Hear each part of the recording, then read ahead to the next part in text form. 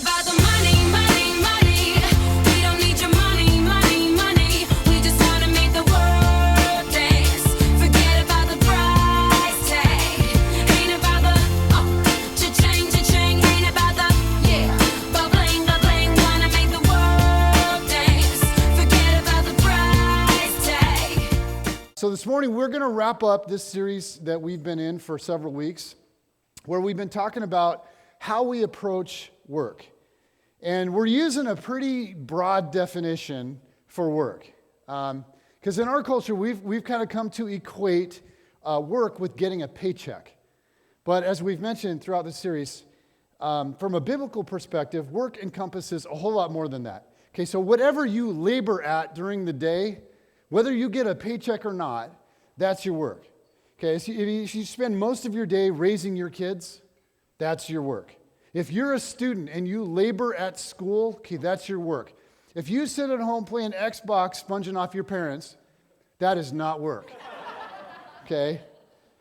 The series has been about seeing our work as sacred. And in connection to what we've been talking about the last few weeks, a woman in our church sent me a video, YouTube video, that really expresses what it is we've been getting at. And it's really a creative visual. And I was going to kind of recap what we've talked about, but I don't need to, because we're just going to watch this video, which is a more brilliant way to do this. All right, here we go.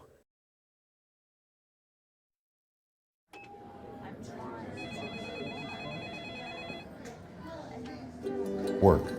Most of us spend over half our lives at work. Whatever it is you fill the 9 to 5 with, planting crops, building cars, taking care of patients, teaching students, or running a business, work is where most of life happens. For some, work is a drain. They dread Monday mornings, forcing themselves to struggle through because they need the paycheck, while many times feeling trapped and beaten down by their job. Some people love their work. They're good at what they do. It energizes them. It's a place of security, a place to chase dreams, desires, and success. At work, they find fulfillment. We often forget to connect our faith to our work. We don't consider the reasons God may have us at our job. We don't think about the purpose and meaning we could bring to our work. We simply focus on how it makes us feel. But what if we saw our work as an opportunity to worship? As Christians, we are called to serve Christ with our lives. For a few, that means working as a pastor, a youth minister, or a missionary. Others serve the church by teaching children or singing in the choir. But when Sunday is over, most of us return to our jobs outside the church. For us, our mission is in the marketplace. We may not be the kind of missionary who moves to the far regions of Africa, but around the conference table, around the water cooler, around the cubicle, we have an opportunity to worship the God who created us. He gave us skill. He gave us passion. He gave us work. When we do our jobs with excellence and integrity and diligence, it's an act of worship. We are displaying God's craftsmanship to the non-believing world around us. We are earning the right to be heard. We don't see a divide between Sunday and Monday, between the sacred and the secular. We've been invited into parts of the world that a pastor or traditional missionary will never see. We have conversations with people who would never set foot in a church. Whether we love or dread our work, we choose to turn the focus away from ourselves and toward the mission God has for us. Church is not the only place we worship, and Sundays are not the only days on our calendars that have meaning. Every day on mission for God brings us great joy. Like the heroes before us, we can be modern-day Noahs and Josephs and Peters who are called with a purpose. God has designed us. He created us to work and to worship. For us, work is worship.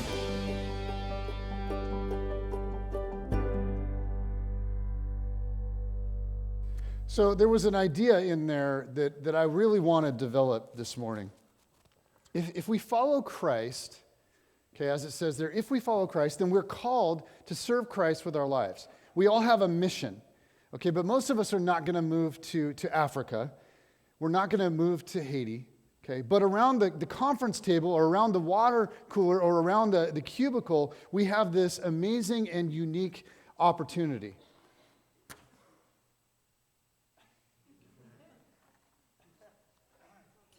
It stopped. Okay.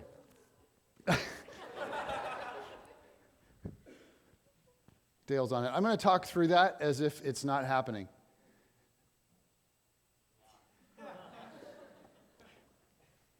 So when it comes to the people and the environments where most of you work, you've been invited into places and into parts of people's lives that pastors and missionaries will never see. Every day through your work, you have conversations with people, as it said in the video, that will probably never set foot in a church. And so as we wrap this up today, I want us to think about our workplace as a mission field. And as many of you know, I was led to Christ 20 years ago. And I talked a little bit about this, kind of alluded to this, shared a small story from this a couple weeks ago. But this morning, what I want to do is kind of give you the whole story. Because through one single friendship that happened where I worked, God completely changed the direction of my life. And so what I want to do is describe for you what my coworker did. And then I want to point out some things that he did really, really right. Because he didn't do anything very complicated. In fact, everything he did is stuff that every Christ follower can do. So this morning's message, okay, just to forewarn you up front, this is going to be very different. I'm just going to walk you through my story, this coworker, friend that led me to Christ, and as I do, I'm going to point out some principles, things that he did that were right on, but things that are really universal, okay, things that all of us that follow Christ can be doing and should be doing. Because often through our work, we're given just this incredible access to people. And very often, it's access to people that are not pursuing God. And our work provides us with this amazing environment, this amazing opportunity. In Colossians 4:5, the Bible says, "Be wise in the way you act toward outsiders. Make the most of every opportunity." And so my coworker friend, he made the most of his opportunity with me. And so I just want to walk through the story with you and show you some of the stuff that he did. And I want to kind of set this up a little bit by giving you a little bit of background. Now, I mentioned this a couple weeks ago, but I started working at Mervyn's, the Everett Mall, when I was 19. And I had taken a year off from college. That year that I worked there would have been my sophomore year in college. But things had turned completely upside down in my life, and I needed to regroup. And so at the end of that summer break, at the end of my freshman year, I started working basically full-time. The plan was for the next year at Mervyn's. And the situation was, and some of you don't know this, and so this might be shocking for you, but the situation was that I had gotten my high school girlfriend pregnant. And we dated in high school, and then we continued to date afterward. And so she was a senior in high school when I was then a freshman in college. And my freshman year, I moved to Yakima Community College, moved to the wonderful metropolis of Yakima, and I played baseball over there at Yakima Community College. And that was mostly because I didn't get very good grades in high school. I wasn't very responsible. So like a 4-year school was out of reach for me. And I was trying to battle through a shoulder injury. I was a pitcher. But I felt like that if I could get through the injury and I could get the grades, I could eventually transfer to maybe UW or something like that, and maybe eventually get drafted. And so I had moved to Yakima in pursuit of all of that, because there's no other good reason to move to Yakima. Okay, after a year of trying to play through the injury, it wasn't getting better. And then at the end of my freshman year, there was this pregnancy, and so I was like, whoa. I didn't see this coming. And I moved back home, moved back in with my mom, and just tried to regroup. And so I started working full-time at Mervyn's. Baseball was falling apart, nothing was working, this pregnancy, and it was just like, this is not how my life is supposed to go. Okay, and I just had absolutely nothing to fall back on, because I was a devout atheist. I was certain that there is no God. I was sure that all of life, including mine, is an accident. And so I was convinced that there is no real purpose behind anything. And so when everything started falling apart, I didn't have a lot of peace. Now, I didn't show it on the outside because, you got to look like you have it all figured out. But I was anxious and I was restless all the time. And I had this haunting emptiness that I just couldn't shake. And I did a lot of drinking and a lot of other really dumb stuff to try to numb all of that. And so I was kind of hard on the outside, super critical of people. And I had a lot of social anxiety, like always afraid that people wouldn't like me. And so to try and ease that feeling when I'd get in social settings, I developed this habit of making sure that there was always alcohol involved in it. Couldn't really hang out with people, be with people, cut loose at all without alcohol. And then, in addition to that, I developed this sort of foul-mouthed partier persona. You ever met someone that like has this amazing gift of working a certain adjective that begins with F, working it into every sentence like multiple times? You know, like every single noun that is in the sentence has this adjective in front of it. It's just, it's amazing. That was me. And so I had sort of this hard edge. Most of my humor was degrading to somebody, most of the time to women, or it came directly at someone's expense. It would be really hard for you, okay, going back to that era, to find a person farther from God, running away from God with more intensity than I was. I was as anti-God, as anti-church, as anti-Bible, as anti-Jesus as there was. And yet in the midst of all that, God broke through it all, and he used mostly one guy to do it. And so what I want to do this morning is tell you what happened, and I want to tell you about what he did and how he did it. Because this is so basic, and it's stuff that every one of us can do, and you can really, really impact somebody's life. The first thing, principle number 1, he earned the right to be heard. So I got the job at Mervyn's because I was following my 2 best friends because I was really insecure and I didn't want to go work somewhere where I didn't have good friends there. And so during the summer, they both got hired to work in receiving. So like when a semi came in with all the stuff for the store, they unloaded it and then they took all the merchandise and all the stuff to the right department. And they really liked it, like compared to Burger King or something. And so they made way more money at it, and they felt really manly because they were lugging around these boxes and, you know, getting ripped. And so they were just like, this is the most amazing thing. And I was like, oh, that sounds awesome. So I applied and got hired.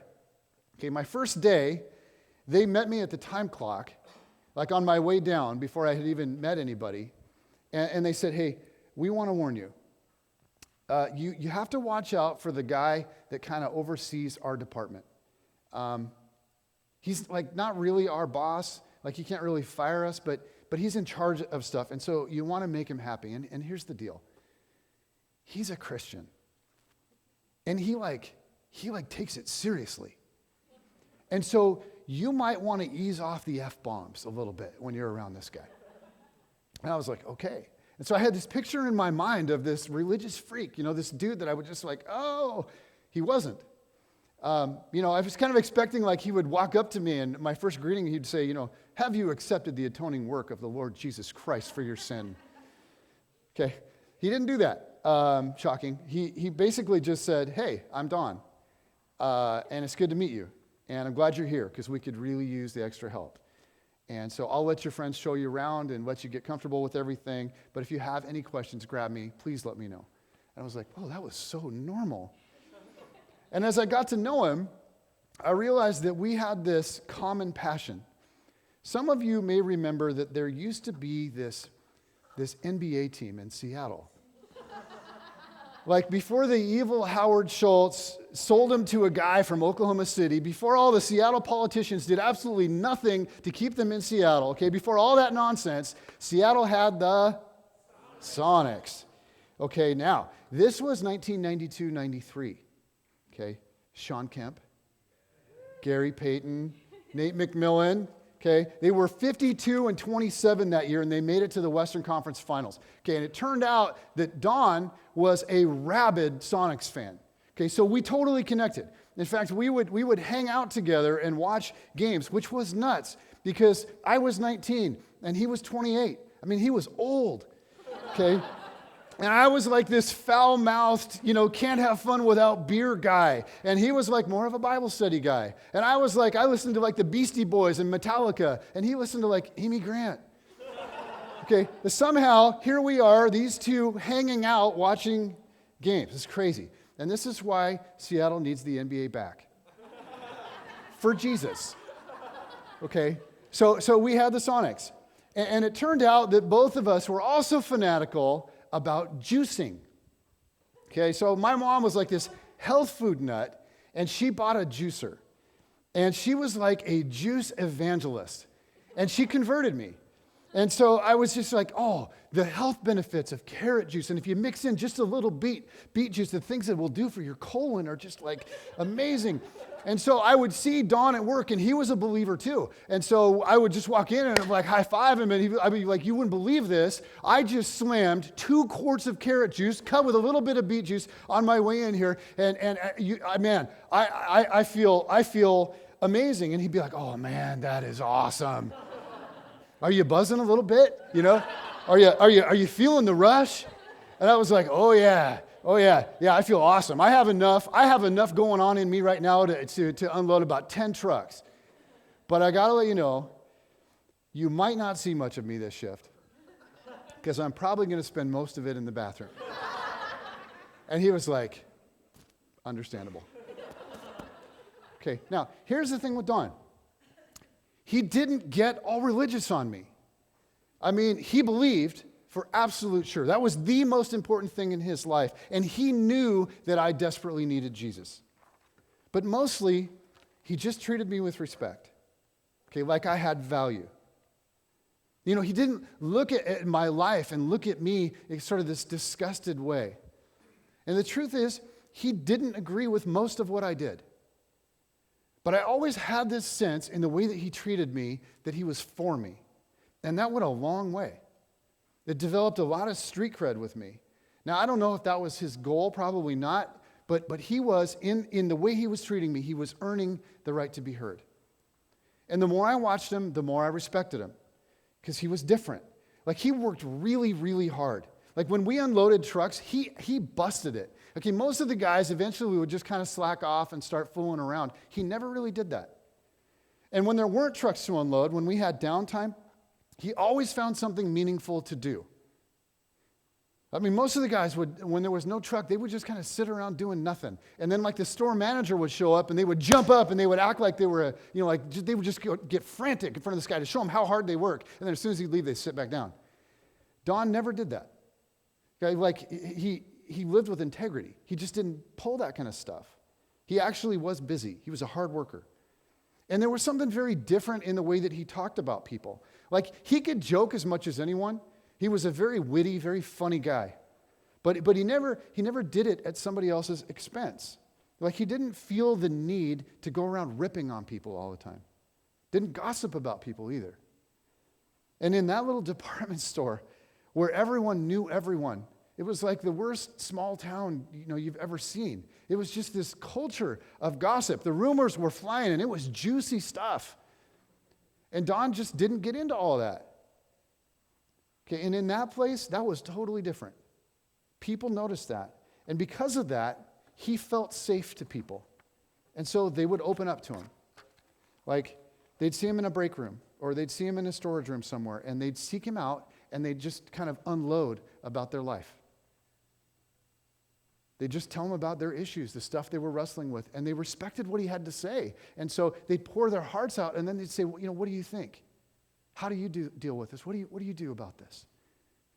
Okay, and now, he could talk about God. And he could talk about faith. And he wasn't cramming it down anybody's throat. He'd earned the right to be heard. I just want you to think about where you spend your daytimes these days. And ask yourself, how are you doing on this one? Have you built relationships? Are you pursuing meaningful relationships with people? Do you live and work in such a way that people respect you? Do people you work with get the sense from you in the way that you treat them that you're for them? Do they trust you? Do they want to talk with you? Are you earning the right to be heard?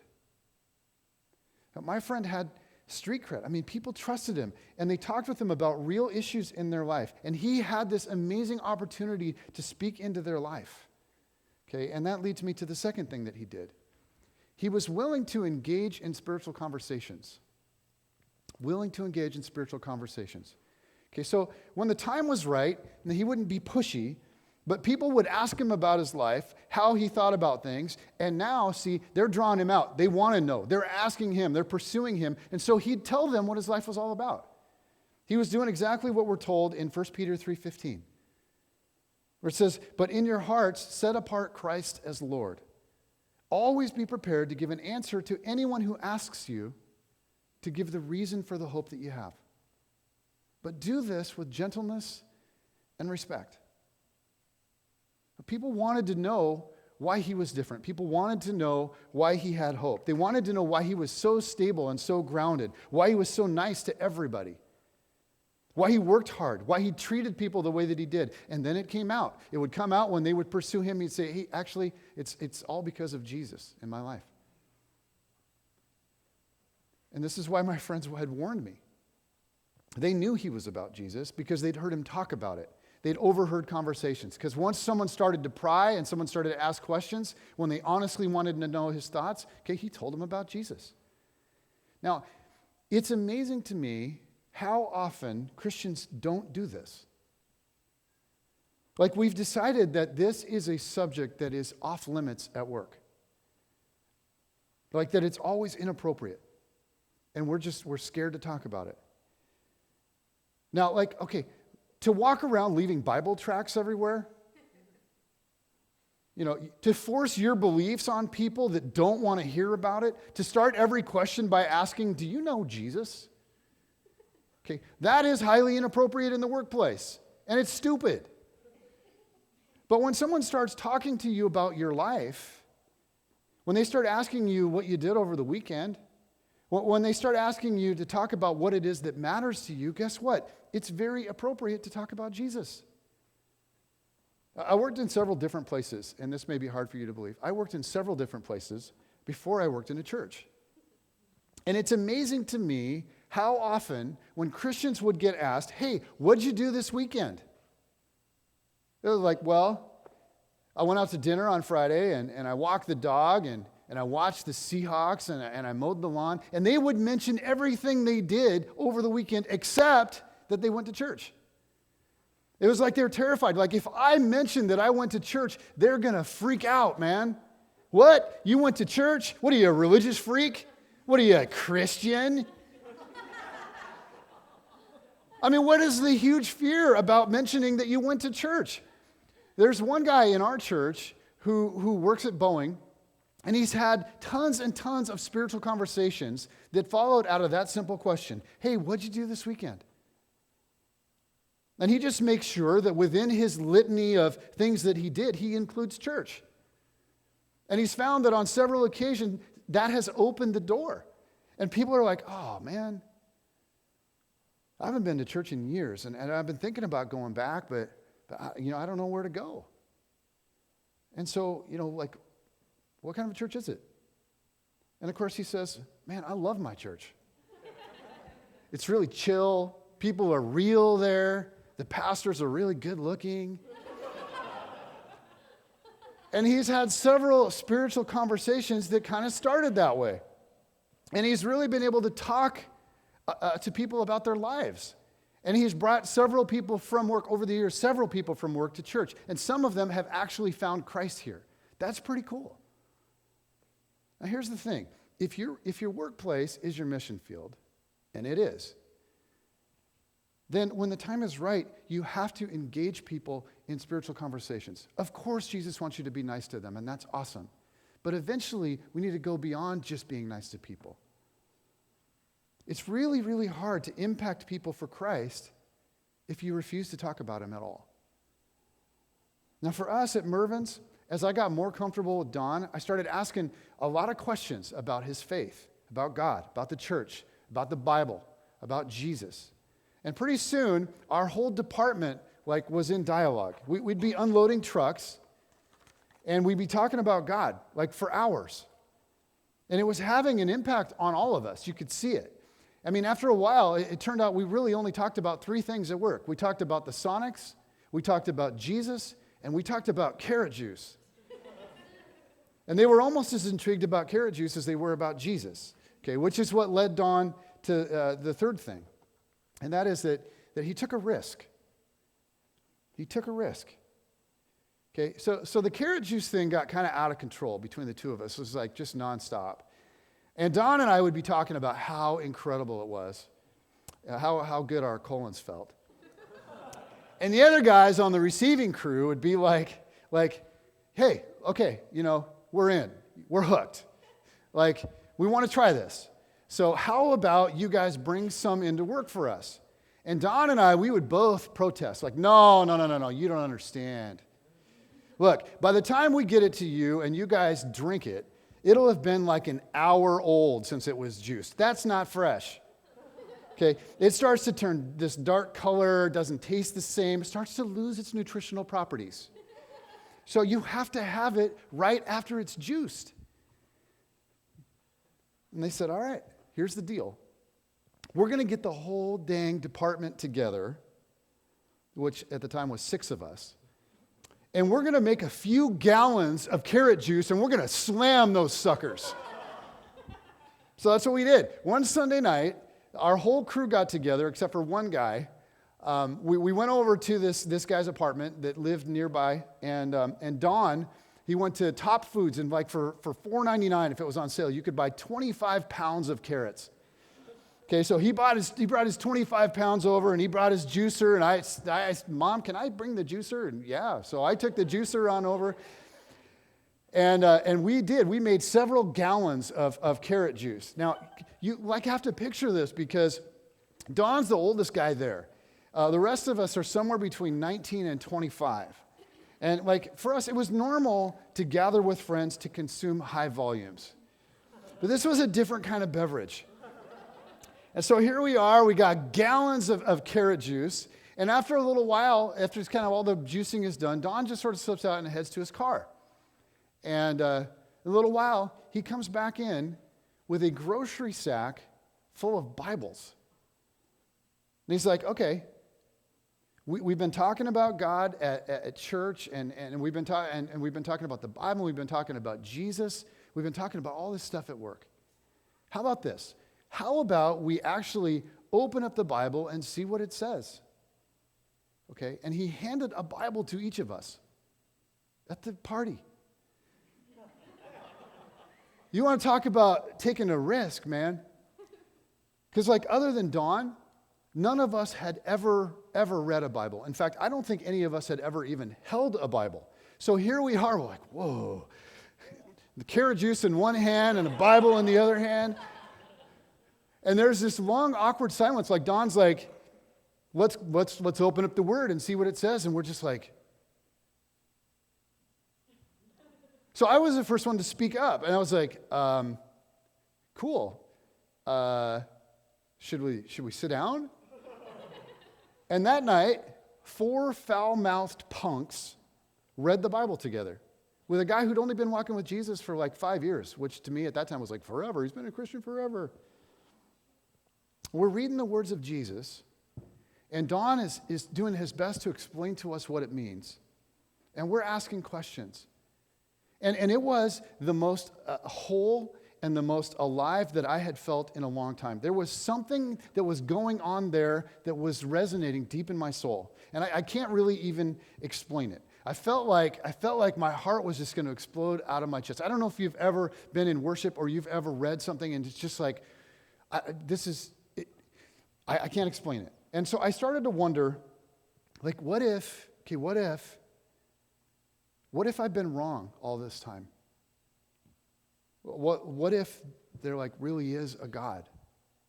What if my life is no accident?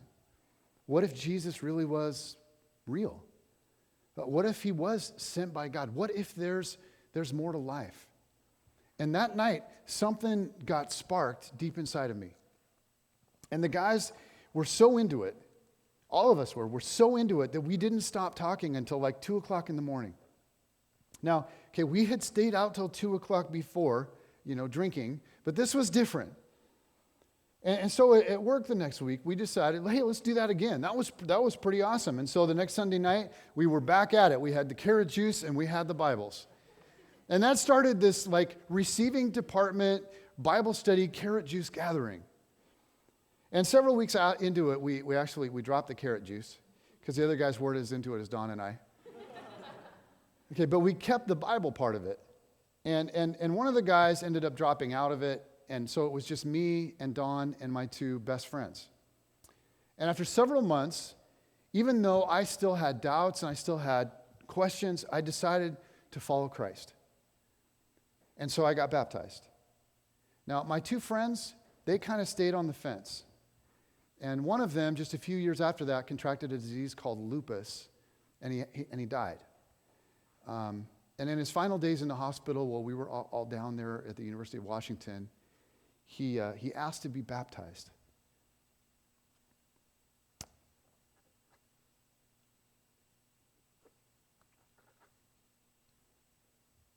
And I'm pretty sure that flowed right out of our time together. You know, carrot juice and the Bible. My other friend, he just kind of wrestled with his faith and really has wrestled with it ever since. And I think he believes, but it's really a struggle for him. But for me, those months completely changed the whole trajectory of my life. Don took such a huge risk that night. I mean, it's just, like, I think about it now, and I think about it, now from his perspective, and now that I'm a Christ follower, and now that I want to kind of lead people to Jesus, and I was just thinking about what that must have been like when he was in his car, when he went out there to grab that paper sack, and he was sitting in his car going, oh my gosh, I'm doing this. And he must have just prayed like crazy, like, God help me, God help me. And I'll bet he was unbelievably nervous, and yet he still did it. And I think about what my life would be like if he hadn't. Like, I think about the person that I would be. I think about the values that I would have. I think about who I might have married. I think about the kinds of values that I would have had in raising my kids. I think about how empty I was, how scared I was. And I think about what life would be like if that had just continued. No meaning, no purpose. And I realized that there would be no Brookview, that I wouldn't know any of you, that some of you may not know Christ, that my life would have been all about me, would have been all about my comfort and my success, and it would have been unbelievably empty. We've never gone to Haiti because I just wouldn't care. I wouldn't care about much of anything, really, other than me, myself. And I wouldn't have this community. Probably would have had very, very shallow friendships. Okay, but in the midst of what must have been absolutely terrifying for him, my friend Don stepped out and he took this huge risk. And God moved powerfully and has done some amazing stuff. At some point, we have to be willing to take some risks. You think about some of the people that you know. And maybe it's time for you in some way or another. Maybe you've even kind of had this nudging inside you in your spirit of going, okay, I need to do something. I need to say something. I need to take a step. I need to take a risk. Boy, I just want to encourage you from someone that's been on the other side of that. You need to do it. You need to take that risk. Okay, you need to take a step. And I just want to let you know that, and whether this is at work or whether this is someone in your family or anything else, there are a couple of opportunities at Brookview. We're going to start a series next week that's going to be something that's really fantastic for people that are far from God. It's going to be a great opportunity, something that they can relate to, something that will hit them where they are. And I would encourage you to invite them next week or any of the next couple of weeks after that. And then as Chris mentioned, we have Christmas Eve coming up. And this year, we're going to do 2 services. So the 23rd is actually Sunday, and instead of doing a Sunday morning church service, we're going to do a Sunday evening Christmas Eve service on the 23rd. Because there are so many of you guys that go, hey, I would love to come to Christmas Eve, but I can't because I have family obligations, I have this other stuff going. Okay, now you can. And not only can you come, you can bring people with you. So it's a great opportunity with the 2 different services. There are so many people that are willing to come to a Christmas Eve service that would not come to any other kind of church service normally. But I'm telling you, you get them in a chair for an hour, open for even just a millisecond to what God may have. It's amazing what God can do. It really is amazing what God can do. So I want to challenge you. If you know people and you're ready to take that step with them, take it. Take that risk, even just inviting them to church or inviting them to Christmas Eve service. Or maybe it's some other kind of a risk and you know what it is and God's nudging you. I want to encourage you, listen to that. Listen to it. The last thing that he did is that he trusted that God was already at work. He trusted that God was already at work. And I think about Don, and I think about all that was happening with me and my friends in that season. And he must have felt incredibly inadequate to be doing what he was doing. I mean, just unbelievably inadequate. He wasn't well trained to do that kind of stuff. And the truth is, a lot of the time, it was awkward. I mean, I don't want to paint it like in this light of glory. It was awkward a lot of the time. We kind of fumbled through the Bible a lot. He didn't even really know where to start, and we certainly didn't know where to start. And he wasn't a slick Bible teacher or anything like that. You know, he didn't have some outline. And back then, you couldn't just like Google how to lead 4 partier dudes to Jesus. He was totally flying by the seat of his pants. And it was pretty haphazard. But he did it anyway because he believed that God could bless it. He was certain that God could bless it. And he knew that ultimately it was not going to be dependent on his skill. Ultimately, God would have to move. I mean, he just really internalized what Jesus says in John 6:44. Jesus said, "No one can come to me unless the Father who sent me draws him." So here's the thing. We do what we do the best that we can, but it's God who opens eyes and God who changes hearts. And so whoever God wants you to reach out to, you're not alone in it.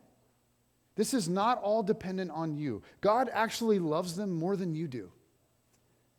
He wants them to come to him more than you do. He was working in them before you, and he will work in them after you. And so if you feel totally inadequate, you need to know it's not all dependent on you. God is already at work. And that means that you can never, ever, ever write somebody off. I don't care who they are. I don't care how fast they are running from God right now. You can never write them off. I'm telling you, you could not have found another person in America more hostile to Jesus than I was in that season. But God loved me anyway. And he broke through. And I'm telling you, God can break through to anybody at any time. And so whoever it is in your world, whether it's someone at work, someone in your family, someone that lives nearby you, I don't care who it is, don't give up. Don't give up.